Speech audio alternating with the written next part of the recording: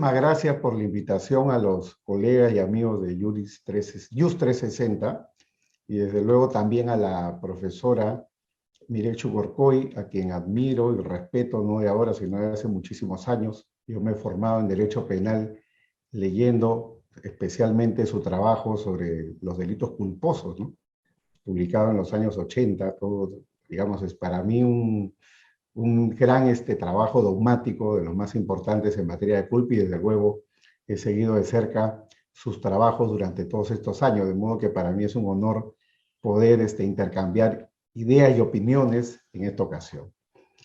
Yo soy particularmente defensor de la tesis de la necesidad y la eficacia de la responsabilidad penal de las personas jurídicas.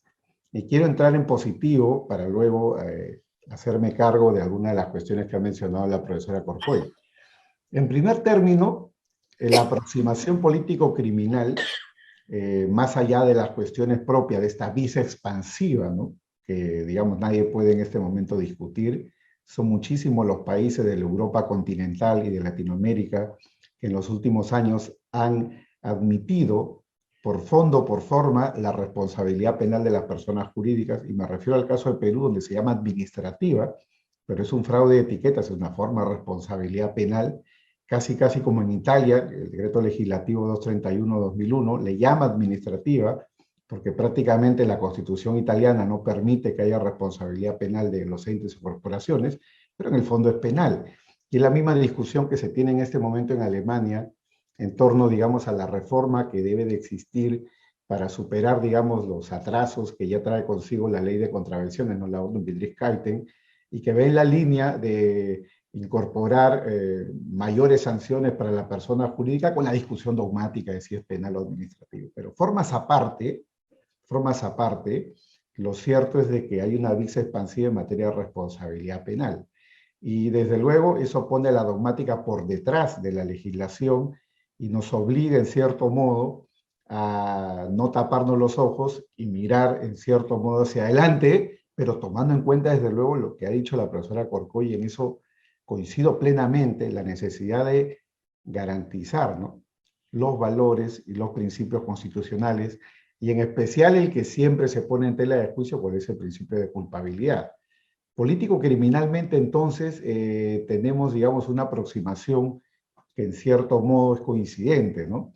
El peso que hoy en día tienen las empresas hace pensar ya en la vieja sentencia, ¿no?, del 23 de febrero del año 1909, ¿no?, dictada hace más de 110 años en los Estados Unidos, que es la que afinca la responsabilidad penal de la persona jurídica a nivel del Tribunal Supremo para todo, digamos, el sistema americano, y que tiene efecto hasta el día de hoy, donde los jueces americanos frente a la constitucionalidad discutían, ¿no?, la potencia de las empresas, la expansión de las empresas. Ya lo decía Tiedemann, ¿no?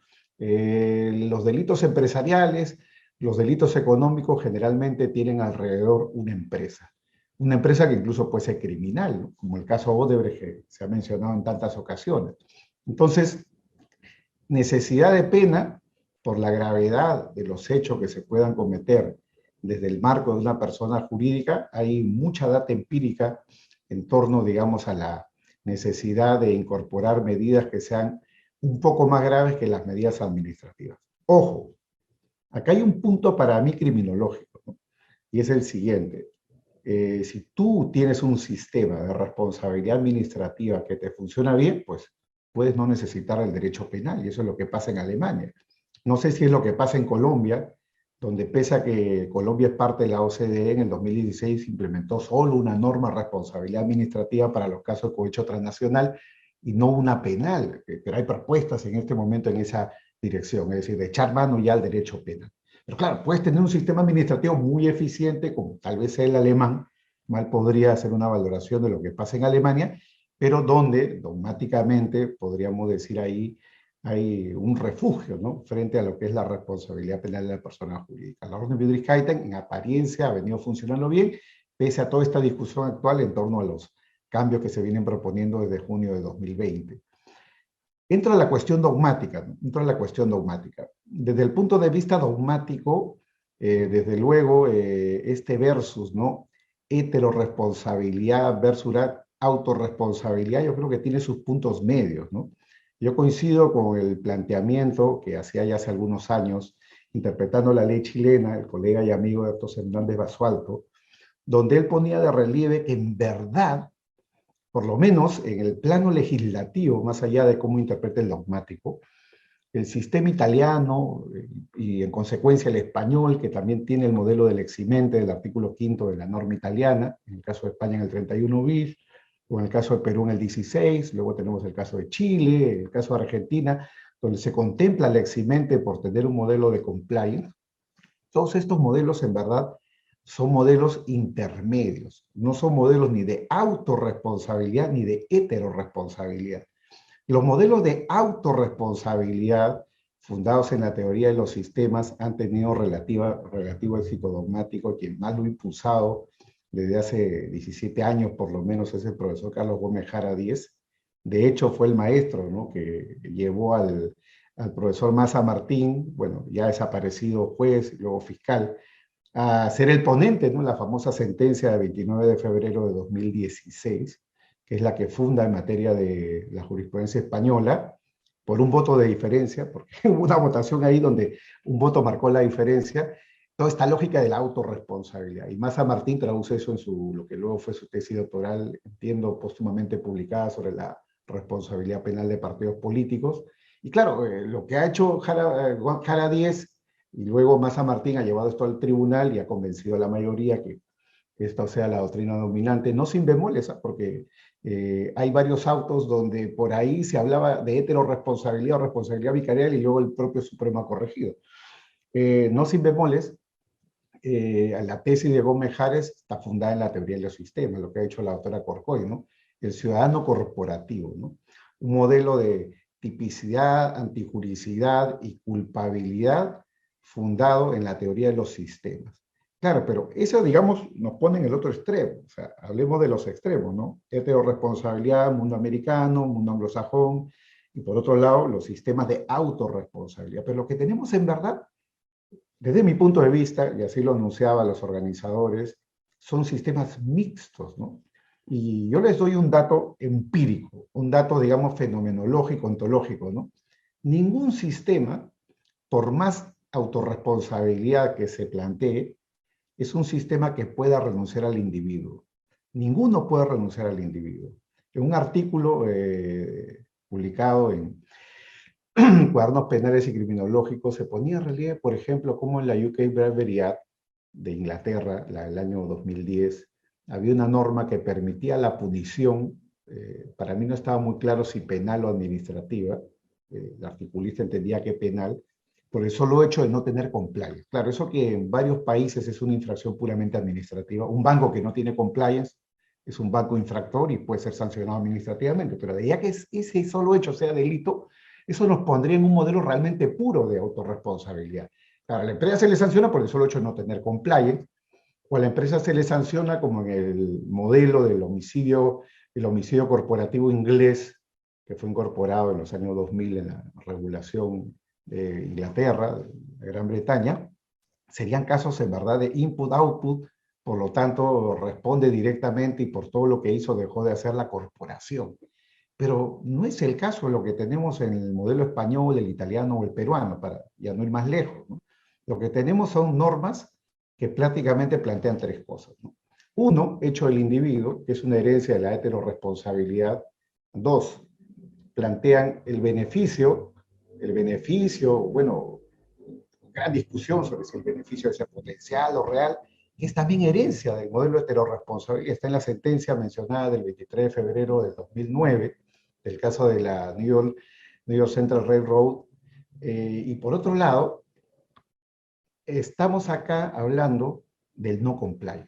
Y el fallo del 23 de febrero, perdón, del 29 de febrero de 2016, Maza Martín, Tribunal Supremo, y por lo menos 70 precedentes del Tribunal Supremo Español, como puede verse en la página de Personas Jurídicas que recolecta, ¿no?, en tiempo real la jurisprudencia del Tribunal Supremo Español, se ha seguido para bien o para mal ese lineamiento. Ojo, a nivel del Tribunal Supremo, no estoy hablando de tribunales inferiores, ¿no? Entonces, hay una orientación en esa línea que se le quiere llamar autorresponsabilidad, pero para mí no la es, ¿no? Porque el elemento el elemento vinculado al individuo, delito del individuo, podemos llamarle hecho de conexión, podemos llamarle hecho generador, lo que quieran, pero estamos hablando de delitos del individuo. No es posible, en consecuencia, pensar en un sistema penal de atribución de responsabilidad sin la intervención de sus órganos, ¿no? Y hay ahí la discusión que ya ha planteado la profesora Corcoy, con la cual coincido, cuál es el límite hacia abajo, ¿no? Podemos incorporar también a los socios y a cualquier trabajador que no tiene capacidad representativa, porque un socio, específicamente hablando, en principio no tiene ninguna participación en la administración, salvo en las juntas generales para nombrar a los órganos de administración. La pregunta es si los socios tienen también competencias. La pregunta es, como lo plantea Nuria Pastor en un trabajo, la pregunta es si existe una posición de garante originaria o residual de los socios, de modo tal que su intervención, que tendría que ser previa a la previa, porque implicaría participación prácticamente en el nombramiento, salvo un socio director, que sería un caso distinto, previa a la previa, es decir, previa una intervención, no en el momento del delito, sino en el momento relativo al nombramiento o la supervisión que tiene que haber en relación a los órganos de gestión, tiene o no implicancia desde el punto de vista del deber de garante, ¿no? Bueno, eso es toda una discusión abierta, como la que existe en torno a los mandos medios, ¿no? ¿Qué pasa con los mandos medios, ¿no? Los que no tienen poder de representación, pero pertenecen a una cadena, digamos, de atribución. Entonces, yo creo que hay dogmática para responder a esto. Y quiero terminar, no sé si me quedan 2 o 3 minutos para comentar algunas cosas que ha señalado la profesora Corcoy, que para mí me parecen de la mayor trascendencia, ¿no? Primero, ¿no? Primero, ¿cómo tutelar el principio de culpabilidad en este nivel?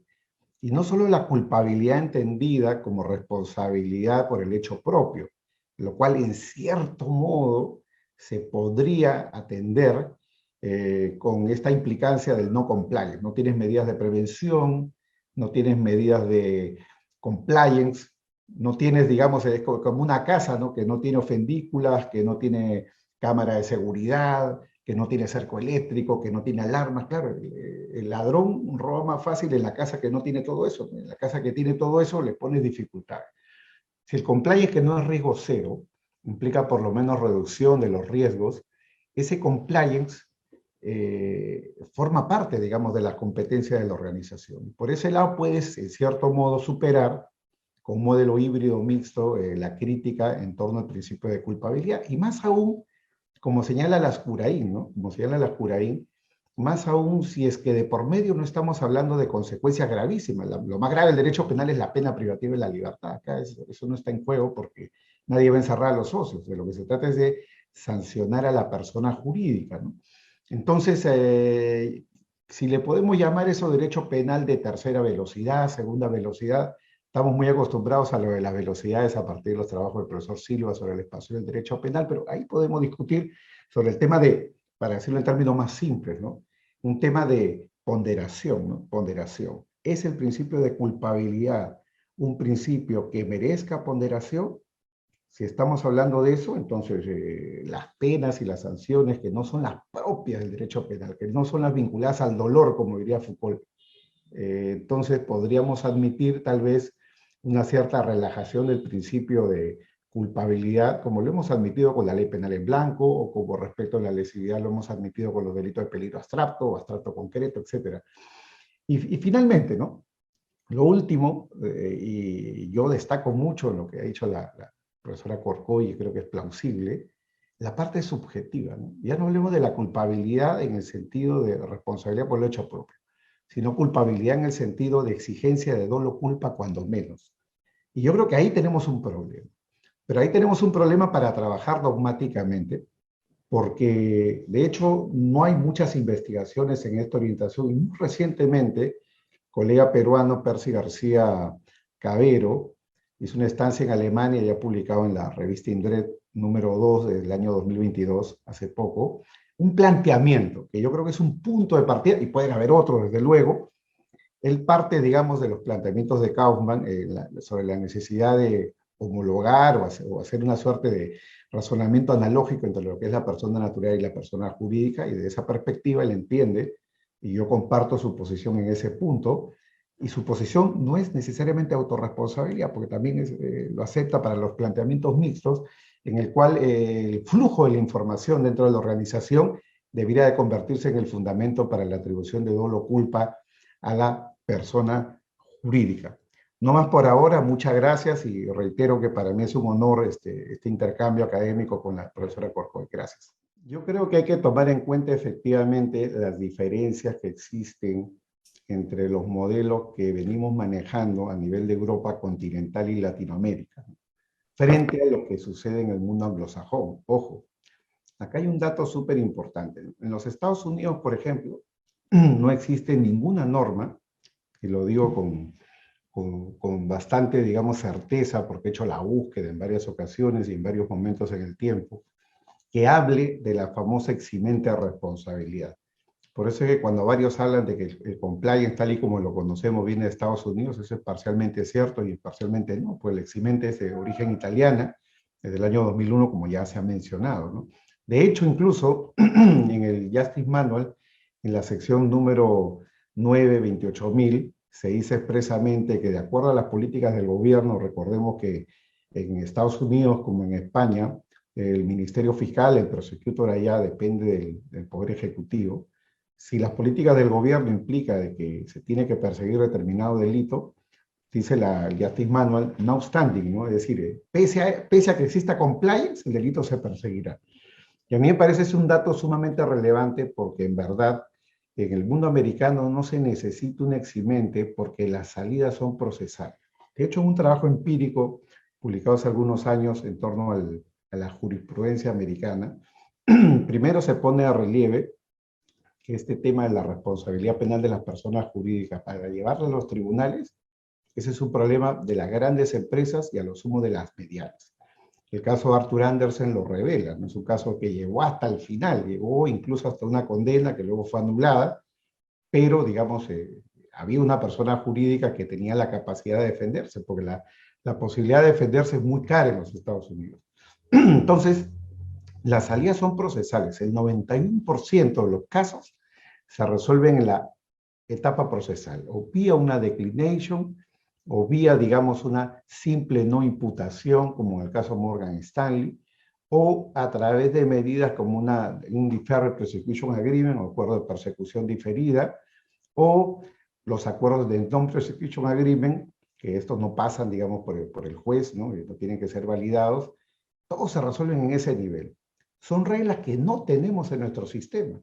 Entonces, hablando ya de Latam, no necesariamente de Europa, acá en Latam ha habido toda una campaña en los últimos 30 años, diría yo, en pro de lo que es la litigación oral, el acusatorio, y yo creo que eso es algo que necesitaríamos de la mano con un sistema de responsabilidad penal de personas jurídicas. Los jueces y los fiscales, así como antes siempre pensaban en el inquisitivo y ahora piensan más en la oralidad, la contradicción y el acusatorio, necesitan un cambio de chip, ¿no? Esto no va a caminar mientras los jueces y los fiscales sigan imputando individuos y no las personas jurídicas. Y con ello me hago cargo de algo que mencionó la profesora Corcoy. A mí me parece esencial que quede claro que un sistema de responsabilidad penal a la persona jurídica no es un sistema de no persecución al individuo, al contrario, ¿no? Yo recuerdo un trabajo introductorio, ¿no? A una de las ediciones de INDRED, si mal no recuerdo, el 2015, donde el profesor Silva comentaba el famoso James Memorandum. El James Memorandum es un memorándum de la Fiscalía General Americana, donde se decía que independientemente de la responsabilidad de la corporación, tenía que, o la empresa como parte del programa de cumplimiento, tenían que llevar en bandeja de plata la cabeza de los verdaderos responsables, ¿no? Y claro, porque pasaba lo que ha dicho la doctora Corcoy, que se persigue, se sanciona a la empresa, o tal vez le eximan, y luego el individuo no mira para otro lado y no pasa nada, ¿no? Yo en eso sí coincido con lo que decía Luis Gracia Martín. Luis Gracia Martín siempre decía, los verdaderos responsables son los individuos, son las personas naturales que están detrás o controlando a la persona jurídica. El problema es que no siempre se llega a saber quiénes fueron, no siempre se llega a descubrir o a probar, más allá de la duda razonable o de toda duda razonable, quiénes fueron los individuos que participaron en el hecho, y eso podría generar problemas de imputación vía, por ejemplo, la consecuencia accesoria, que en España está en el 129, Y en Perú la tuvimos muy antiguamente, incluso antes que España, ¿no? Porque la copiamos de los proyectos españoles de los años 80 y la incorporamos en el Código Penal del 91, el 105 del Código Penal, escasamente aplicado, ¿no?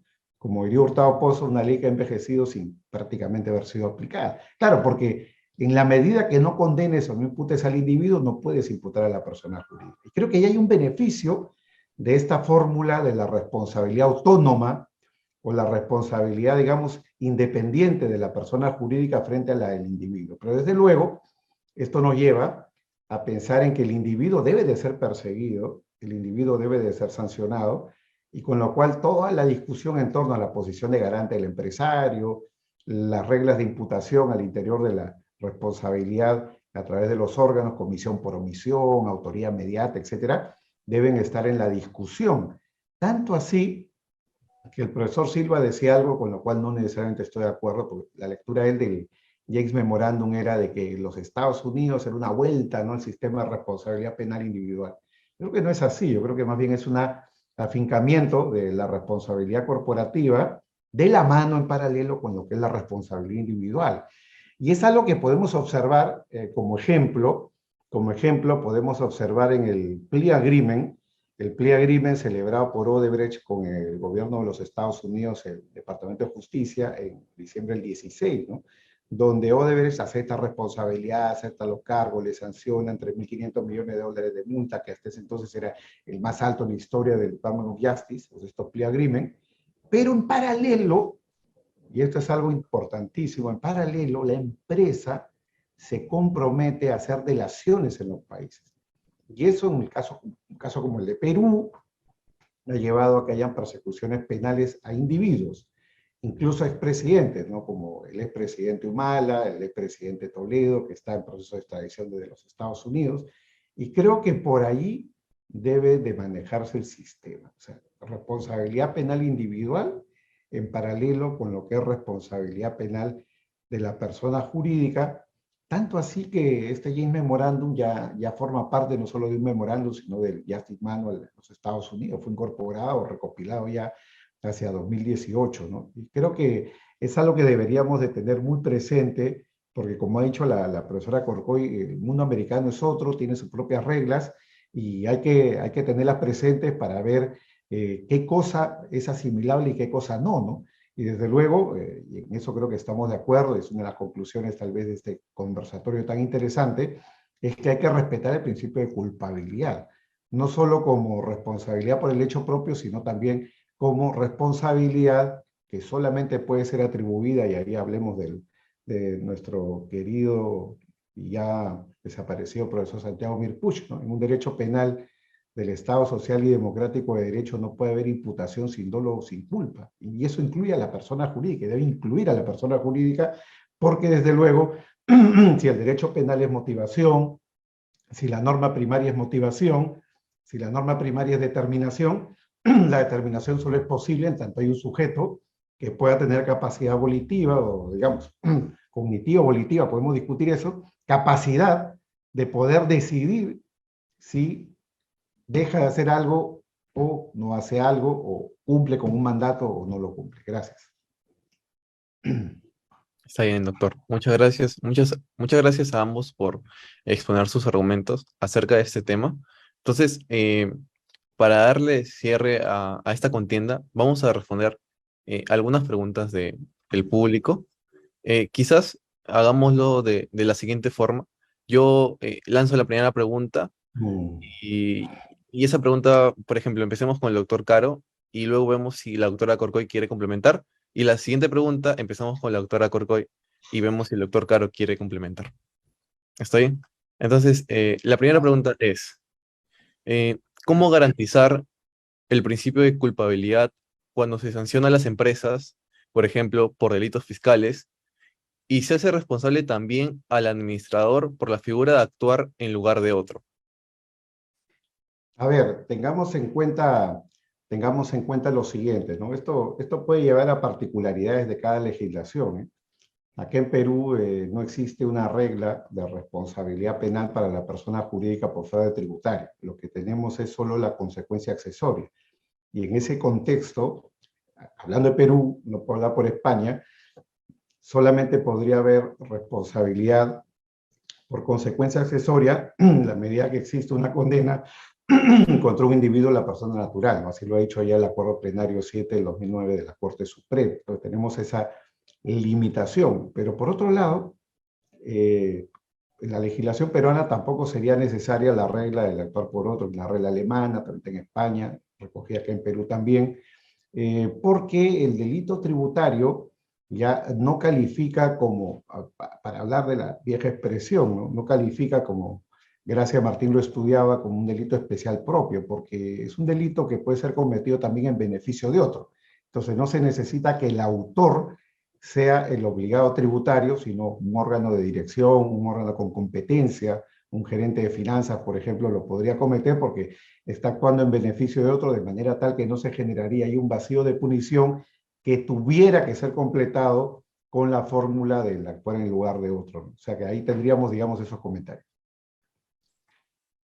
Ok, doctor. Muchas gracias. No sé si la doctora Corcoy quiera complementar. Bueno, no, solo que en España sí que existe o sea, el delito fiscal es un delito especial propio, ya que lo que dice es que responde el obligado tributario de los delitos, perdón, de los impuestos que corresponden a la empresa, es la persona jurídica, y aquí también además hay responsabilidad penal de la persona jurídica, y aquí se ha planteado otro de los debates, que no solamente es en este caso, sino en todos los demás, sino es una forma también de non bis in idem, es decir, que estamos castigando por un mismo hecho dos veces.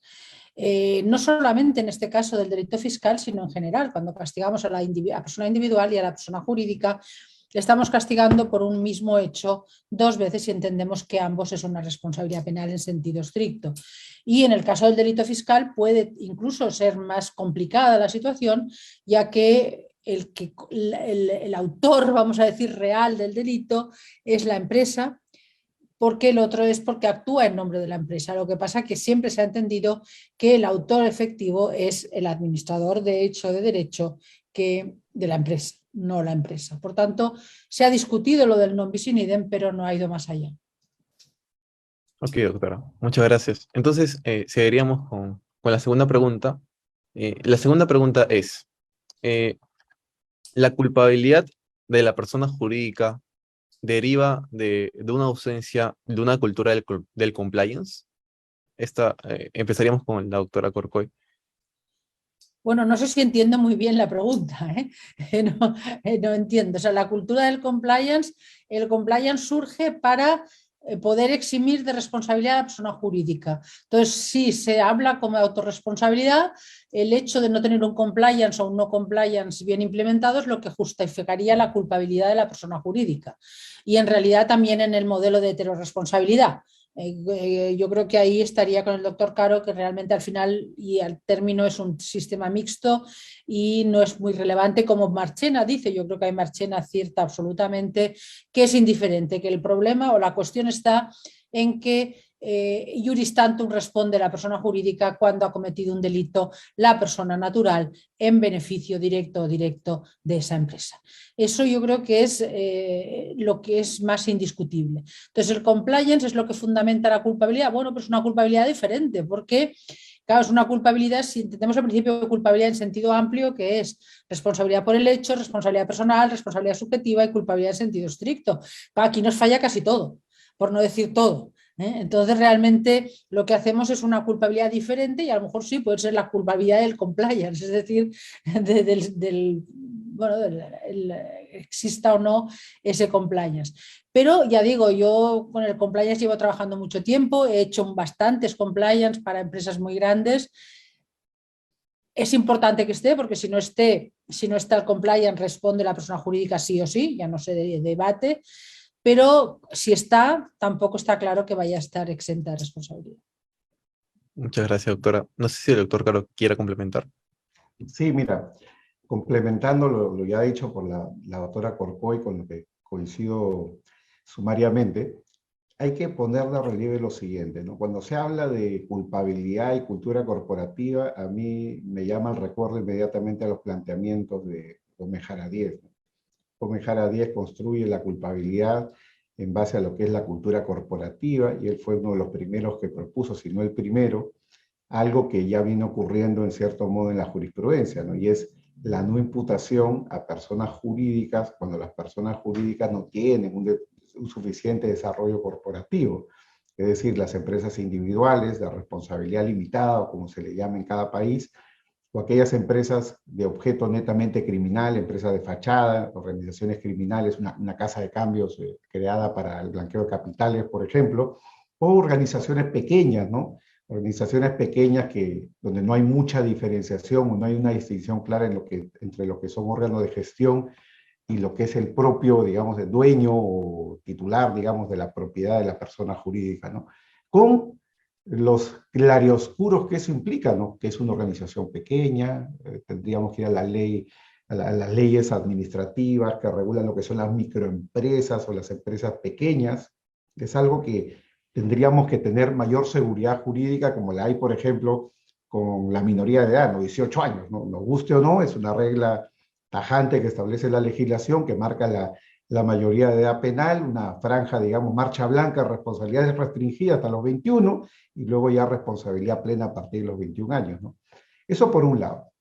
Por otro lado, ¿no? Yo creo que la reflexión sobre el tema de la culpabilidad y su relación con el compliance para mí no está tan clara. Yo, de hecho, he defendido en algunos trabajos hace unos años que gran parte de lo que es el compliance debe de engarzarse. Si queremos hacer valer esto en la teoría del delito tradicional, desde luego, tendríamos que engarzarlo dentro de lo que es riesgo permitido. Para mí, el compliance es la faz negativa de la imputación objetiva del delito corporativo. Pero, ojo, con una atingencia súper importante. No todo el compliance se agota en lo que puede ser esa faz negativa. Todos los actos o las relaciones u obligaciones, procedimientos, ¿no?, propios postdelictivos, vamos a decirlo así, no puede tener relación alguna con la teoría del delito corporativo si quisiéramos construirla, ¿no? Por ejemplo, todo lo que es colaboración con la justicia, entregar documentación a la empresa, ¿no? Entregar, digamos, información sobre los colaboradores, ¿no? Levantar el secreto profesional de los colaboradores para que estos a la vez declaren en un proceso.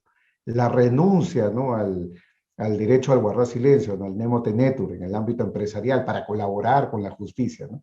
Todo eso, que es algo propio del proceso penal, que sigue siendo parte de los procesos, digamos, de compliance, es algo que no forma parte de la teoría del delito. Entonces, el compliance, por decirlo de alguna forma, explica parcialmente lo que puede ser para mí una serie de elementos propios de la imputación al tipo y otra serie de elementos que vamos a discutir ahí, si serían propios de la culpabilidad o cuestiones procesales propios de la norma secundaria. Gracias. Ok, doctor. Muchas gracias. Seguiremos con la tercera pregunta. Y esa pregunta nos dice si se le puede exigir, no, ¿es necesaria la responsabilidad penal jurídica de las pequeñas empresas?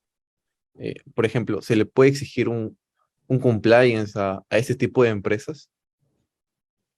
Mira, ahí tendríamos que definir, me toca a mí, ¿no?, porque creo que ese es el orden, ¿no?, ¿correcto? Sí, sí. Tendríamos que definir ahí qué es una pequeña empresa, ¿no? Si vamos a la legislación acá, para que sepa la profesora Corcoy. La conozco, la conozco. Claro, no, pero acá pasa algo adicional. Los UIT, la microempresa, pequeña empresa. Eso, la microempresa, ¿no? Acá pasa algo que no pasa en otros países, que es la microempresa, ¿no? En Perú y en algunos otros países de la TAN se habla incluso de la microempresa, o sea, menos que la pequeña empresa. Claro, tendríamos que ir a una definición legal para saber si estamos ante... O sea, acá demandamos seguridad jurídica, ¿no? Pero por otro lado, ¿ya? Ese sería, digamos, un problema, digamos, de tener claro qué es lo permitido, qué es lo prohibido, cuál es el marco regulatorio. Pero creo que el tema de fondo, ¿no?, y lo ha hecho la profesora Corcoy en su intervención, ¿no?, hablando de los costos de la responsabilidad penal de la persona jurídica. Este gran incentivo que implica la exención o reducción de responsabilidad por tener compliance. Eso cuesta dinero, ¿eh? En España, un programa de compliance muy barato te puede costar 5.000 euros. Y uno muy caro o intermedio, estamos hablando de 50.000 euros para arriba. Y en Perú, por ejemplo, estamos hablando de algo parecido, ¿no? empresas, microempresas o pequeñas empresas que tienen que lidiar con costos laborales, costos regulatorios, costos tributarios, ¿cuán efectivo es esto, no? Tal vez les competa o les sea más eficiente ser reactivos a hacer digamos, hacer una pequeña inversión en lo que es prevención, porque ojo, una cosa es el precio de implementarlo y otra cosa es el precio de mantenerlo a lo largo del tiempo, ¿no? Y además tendríamos ahí una serie de contradicciones, porque de pronto el órgano de gestión principal, un gerente, un representante, tendría que ser a la vez el compliance officer, ¿no? Y tendría que controlarse a sí mismo, ¿no? Entonces, no es algo que para mí tenga mucho sentido, ni desde el punto de vista teórico, ni desde el punto de vista práctico, razón por la cual creo yo que una tarea pendiente es generar seguridad jurídica y marcar una franja para saber qué empresas o qué personas jurídicas podrían recaer dentro de lo que es el ámbito de responsabilidad, lo que implicaría pues excluir desde luego a lo que podríamos denominar empresas pequeñas, microempresas, marcando esto con seguridad jurídica. Gracias. Bueno, a ver, yo creo que una cierta seguridad jurídica hay, ¿no? Porque si no recuerdo mal, en Perú están dependiendo del impuesto tributario, ¿no? Si es más de no sé qué. En España hay dos criterios. Uno es tres criterios: los beneficios, lo que se paga de impuestos y el número de trabajadores. Con esos tres criterios se juega aquí, claro, la idea de esta diferenciación es para ver si el compliance puede ser también el administrador, como ha dicho el doctor Caro. O sea, y es cierto, y eso es uno de los temas que yo he planteado muchas veces cuando hablamos de si es progresista o no, que esto para microempresa, por supuesto, pero para la pequeña, incluso mediana empresa, el coste de un compliance es muy relevante, o sea, le puede afectar enormemente, mientras que para una gran empresa es una gota en un vaso de agua. Por tanto, aquí estamos creando más desigualdad. Pero luego hay un punto, además, el profesor Caro ha dicho, sí, puede haber un compliance por 5.000 euros. Los hay en Internet. Eso directamente la Fiscalía, que eso es un make-up compliance y no sirve para nada. O sea, eso es como tener un papel mojado. Por tanto, aquí incluso hay una propuesta ahora, no sé si llegará a ser o no finalmente aprobada, de que el compliance, que además, como muy bien ha dicho el profesor Caro, hay que ir adecuándolo progresivamente, implementándolo progresivamente. O sea, es decir, no es hacer un compliance y ahí se queda, sino que hay que ir modificando conforme a los cambios que se vayan produciendo.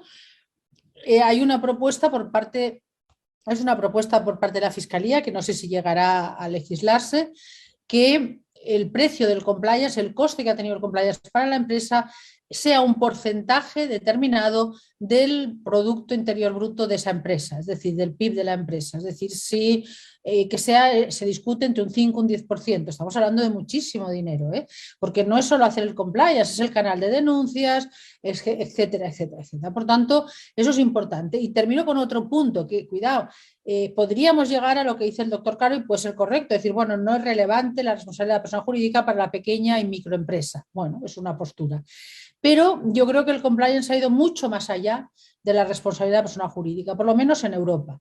Porque en Europa y en España en concreto, para contratar con la administración, para tener subvenciones, para todo este tipo de cuestiones, se requiere tener un compliance. Seas pequeña, mediana o lo que sea.